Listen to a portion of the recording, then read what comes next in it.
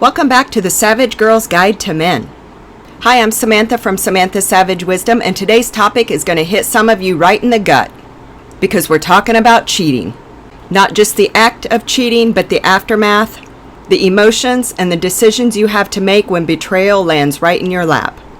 And ladies, I want to start with the most important truth about this of all. If a man is going to cheat, he's going to cheat, period. You cannot love him harder, shrink yourself smaller, cook better meals, or perform your way into loyalty. Cheating is not about you, it's about him. But ladies, here's where your savage wisdom comes alive. You can't control whether someone betrays you, but you can control what you do with it. And that, my queen, is your real power. And today we're going to talk about how you reclaim that crown when betrayal tries to knock it off your head. So pour yourself a glass of wine and get cozy. Or if you're driving, keep your eyes on the road, but stay with me. Because this episode is going to shift the way you see betrayal forever. Ladies, let's break this all the way down. When someone cheats on you, the natural reflex is to turn inward and blame yourself. You start asking yourself questions like, was I enough? Should I have been prettier? Did I nag too much? And things like, if I would have just kept the house cleaner, he wouldn't have betrayed me. And every single one of those questions puts the blame back on you, and it was never yours to carry. Cheating is not about you, it's about them. It's about their lack, their emptiness, their inability to show up with integrity. And let me say this louder for the women in the back who have been replaying that night over and over again in their mind when they found out this is not your fault. You did not cause it, you cannot control it, and you damn sure can't cure it. Cheating exposes their character, not your worth. And I've seen this up close in my own family. I was there for my mom through this when she found out the man she loved deeply after divorcing my dad had cheated on her. I watched her fall apart completely, desperate to have him back even after the betrayal. She spent years holding on, still seeing him as the side piece. And then one day, years later, she finally woke up and said, you know what, he wasn't that great anyway. That season taught me something powerful. Betrayal doesn't define you, but how you heal and rise again does. So pause and reflect. Think about a time when you were cheated on, betrayed by a friend, or let down by a family member. Didn't your mind instantly go to, what did I do wrong? That's survival thinking. That's the inner child bargaining for safety. Because if that betrayal was your fault, then maybe, just maybe, you can fix it. But the truth, you can't, because it was never yours to fix. Savage truth, his betrayal doesn't mean you're not worthy of love. It means that he's unworthy of your loyalty. All right, ladies, this next segment, we're going to be talking about your choices after betrayal.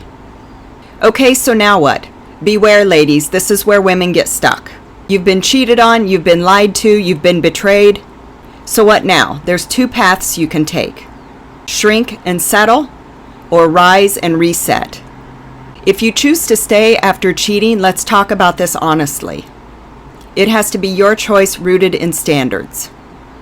Not out of fear, not out of desperation. And definitely not because you're scared of being alone. Because if you stay out of fear, you're going to spend the entire rest of that relationship negotiating your own self-worth. And let me tell you, that's a slow death of the soul. And if you choose to leave, that's not evidence of weakness, that's so much strength. Here's a mantra to tattoo on your brain. Cheating doesn't break you, it reveals you. Do you break down or do you break free?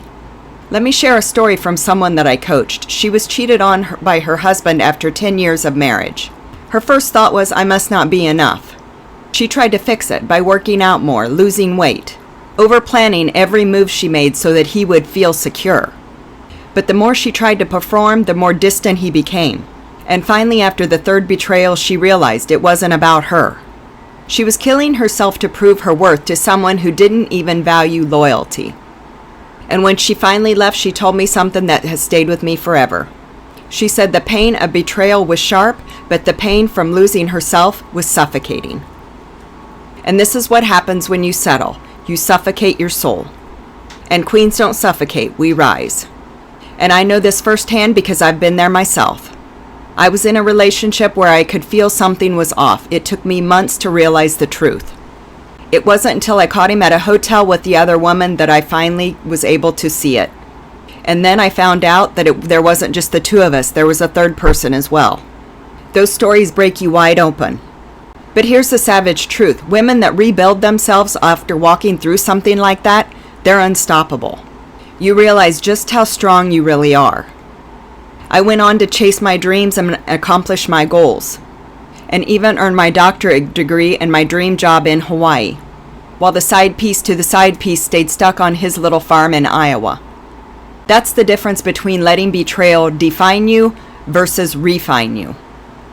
So ask yourself right now, am I shrinking to stay chosen, or am I rising to be sovereign? All right, ladies, segment 3, reclaiming your crown.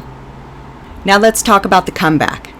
Because betrayal isn't the end of your story, it's the start of your savage chapter. Step 1 is to rebuild trust in yourself. Cheating shatters self-trust more than anything. You start doubting your intuition, asking, how did I not see this? But listen, you're not meant to catch every lie. Your power is not in detective work. Your power is refusing to let betrayal define you. And ladies, here's your savage mantra. I cannot control what he does, but I do control how I allow myself to be treated afterwards. Reclaiming your crown looks like this. Writing down your non-negotiables. Saying them out loud. And refusing to apologize for them. I want you to try this journal prompt after this episode. If loyalty is off the table, what does that say about my standards? Let's talk about that inner child. Because when betrayal happens to you, it's just not the adult in you that feels it. It's also that little girl that lives within you. She's the first one to learn that love can disappear, that attention has to be earned, that safety wasn't guaranteed. And when a man cheats, it rips that wound wide open. And that's why healing isn't just about moving on from him. It's about reparenting yourself, that inner child.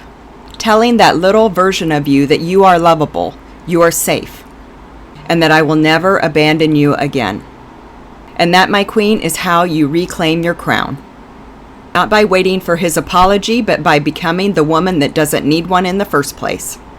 So let's bring this home. You cannot control if someone cheats on you. You can only control how you respond to that. You have the power to decide how you rise after that betrayal. You are not the reason he betrayed you, but you most definitely are the reason you will rise afterwards. That's the difference between being replaceable and being untouchable. So if this episode hit home, here's what I want you to do. Drop a crown in the review for this podcast to let me know that it hit home. Share this with a sister who's walking through betrayal right now to let her know she's not alone. And click the link in my bio to grab the Untouchable Woman Blueprint. It's your blueprint to stop settling, reclaim your power, and live a life so full that betrayal cannot even touch you. This has been the Savage Girl's Guide to Men. You can find me on TikTok under Samantha's Savage Wisdom. And I'm here to remind you that your power isn't preventing betrayal. It's like handling it like the queen you were always meant to be. Until next time, stay savage.